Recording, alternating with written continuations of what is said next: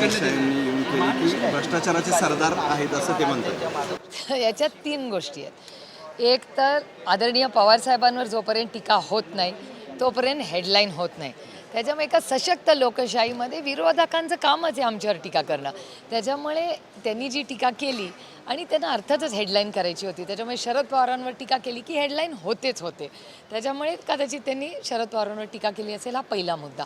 दुसरा मुद्दा, आत्ता ते NDA सरकार आहे, आधी ते मोदी सरकार होतं. मी अतिशय विनम्रपणे त्यांना आठवण करून देऊ इच्छिते की जेव्हा ते मोदी सरकार होतं तेव्हा त्याच मोदी सरकारने आदरणीय पवारसाहेबांना पद्मविभूषण 6 दशक भारताची सेवा केल्याबद्दल कौतुक करून आदराने पद्मविभूषणाने त्यांचा मान सन्मान केला आणि त्याच गव्हर्नमेंटमध्ये अमित शहाजी होते.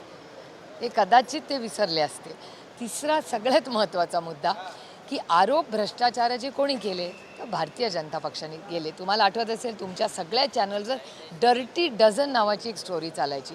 डर्टी डझन हे सगळे भ्रष्टाचारी आहेत. त्या डर्टी डझनमधले सगळे डझन आज भारतीय जनता पक्षाचे जे सरकार आहे महाराष्ट्रामध्ये, ज्याचे नेते अमित शहाजी आहेत, ते सगळे मंत्री येतात.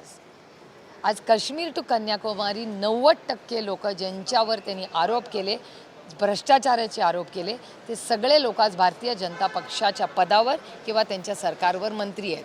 आणखीन एक गोष्ट, आजच अशोक चव्हाणजी, आमच्या मनात त्यांच्याबद्दल आदर सन्मानच आहे. आमच्याकडे होते तेव्हा भ्रष्ट होते, पण आज अमित शहाजींच्या डाव्या बाजूला फ्रेममध्ये अशोक चव्हाणजी दिसत होते. मग अशोक चव्हाण भ्रष्टाचारी आहेत का नाही? डर्टी डझन हा भ्रष्टाचारी आहे का नाही? मग आमच्याकडे असले तर सगळे भ्रष्टाचारी, त्यांच्याकडे गेले की वॉशिंग मशीनमध्ये घालून क्लीन शीट. हा थोडासा अन्याय नाही का?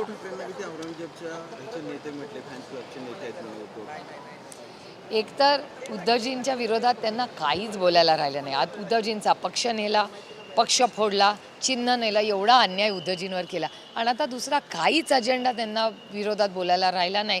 त्याच्यामुळे हे बोलत आहेत. आता विधानसभेतल्या म्हणजे लोकसभेच्या पराभव आणि विधानसभेची सगळी तयारी याच्या माध्यमातून करतायत. शक्यता नाकारता येत नाही. त्यांच्याकडे काही इश्यूच नाही आहे ना. प्रचंड महागाई या देशात झालेली आहे, प्रचंड बेरोजगारी झाली आहे आणि त्यांना आवडो ना आवडो ह्या देशाने त्यांचे जे कारभार आहे त्याला रिजेक्ट केलेलं आहे. तुम्ही डेटा बघा ना, 300-400 पार म्हणणारे लोक, आज नंबर्स बघा तुम्ही, त्यांचे किती मतदान झालं आहे बघा. गो बाय डेटा. त्यांना पण डेटा आवडतो ना, आम्हालाही डेटा आवडतो. डेटामध्ये बघा ना, उत्तर प्रदेशमध्ये काय झालं, महाराष्ट्रात काय झालं.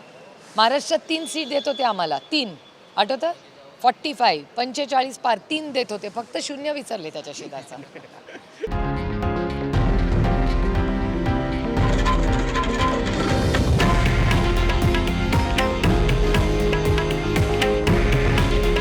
हे आहे देशातील नंबर 1 न्यूज नेटवर्क आणि आपण पाहत आहात TV9 मराठी. काळजी तुमची, हित महाराष्ट्राचं.